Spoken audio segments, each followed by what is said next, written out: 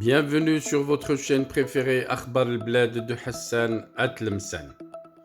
Le sommet arabe d'Alger, sommet arabe et diplomatie algérienne, une équation impossible. L'Algérie qui accélère la cadence en prévision du sommet arabe d'Alger, prévu dans 3 semaines. L'organisation de cet événement a été entourée de nombreux doutes à cause d'importantes réticences de pays membres et influents. Aussi, la question de la participation du Maroc est toujours d'actualité. Après plusieurs va-et-vient entre les capitales arabes ces derniers mois et des messages personnels du président algérien Abdelmejid Tebboune adressés aux dirigeants des pays membres de la Ligue arabe afin de les rassurer quant au contenu et programme du sommet, c'est un deuxième round d'invitations qui a eu lieu en ce moment. En fait, l'Algérie a eu énormément de mal à convaincre tous les pays de la Ligue à cause de suspicions de politisation de cette rencontre. Les pays arabes craignent que l'Algérie profite de l'occasion pour promouvoir ses thèses qui sont à l'opposé de l'esprit arabe actuel.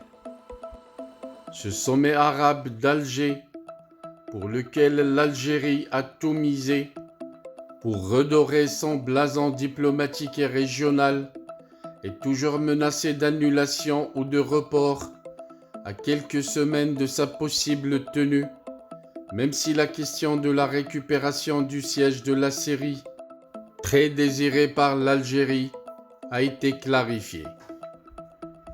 Il reste que l'Algérie continue de bâtir sa diplomatie sur 2 éléments qui fâchent les pays arabes. Le premier concerne sa façon de voir le dossier de la Palestine et le second, ça concerne le Sahara marocain. Sur le sujet de la Palestine, l'Algérie veut en faire un sujet central en cherchant à se poser en fervent défenseur de la cause palestinienne et de montrer ainsi aux pays ayant récemment établi ou rétabli des relations diplomatiques avec Israël qu'ils sont des ennemis de la cause palestinienne.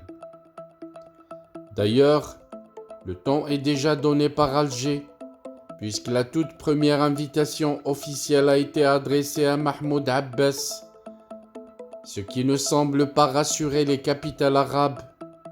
Sur le sujet du Sahara marocain, l'Algérie est isolée puisqu'elle est la seule à reconnaître l'entité séparatiste, alors que tous les pays arabes soutiennent la souveraineté du Maroc sur ses provinces du sud. Lors du conseil exécutif de la Ligue arabe au Caire, représenté au niveau des ministres des Affaires étrangères, le chef de la diplomatie marocaine Nasser Bourita avait adressé un message clair à l'Algérie sans la nommer. Le contexte international et arabe requiert que le prochain sommet se tienne sur la base d'un engagement de responsabilité et loin de tout calcul étriqué ou de logique dépassée, en consolidant la confiance nécessaire et en respectant les rôles de chaque partie, avait-il déclaré dans son discours à cette occasion. Bourita a appelé par ailleurs à une lecture objective de la réalité du monde arabe, qui est alimentée de différences diverses et de conflits internes et de plans externes et internes visant la division, le soutien aux tendances séparatistes, mais aussi l'exacerbation des conflits frontaliers, ethniques, sectaires et tribaux. La question de la participation du Maroc à ce sommet arabe organisé à Alger est également un enjeu pour l'Algérie, qui a rompu ses relations diplomatiques avec le Royaume. La presse algérienne se demandait il y a quelques semaines si l'Algérie allait inviter le Maroc, comme si le pays avait autorité pour inviter ou ne pas inviter, alors qu'il n'est que terre haute d'un sommet de la Ligue arabe.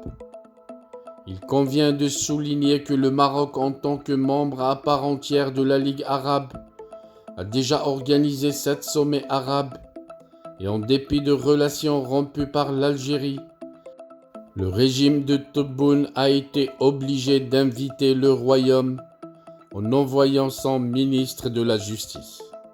L'Algérie, qui a été obligée de laisser tomber l'un de ses potentiels faire-valoir pour ce sommet, en oubliant d'inclure la Syrie, un sujet qui divise, garde sous la main la question palestinienne et en option la question du Sahara.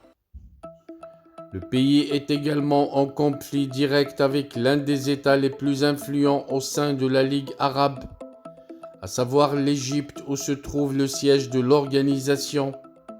Le chef de la diplomatie algérienne, Ramtan al-Amamra, a été dépêché pour adresser une invitation officielle au président égyptien pour tenter de calmer le jeu. Les liens étroits entretenus avec l'Éthiopie, qui s'était resserré à quelques semaines de ce sommet, ont été perçus au Caire comme un affront compte tenu des relations conflictuelles avec Addis Abeba à cause du Nil et des divergences autour du barrage An-Nahda. Voilà donc à première vue l'organisation de ce sommet par les caporaux des services secrets français, érigés en généraux et mis à la tête de l'Algérie, paraît comme une aventure impossible qui risque d'avoir des répercussions catastrophiques.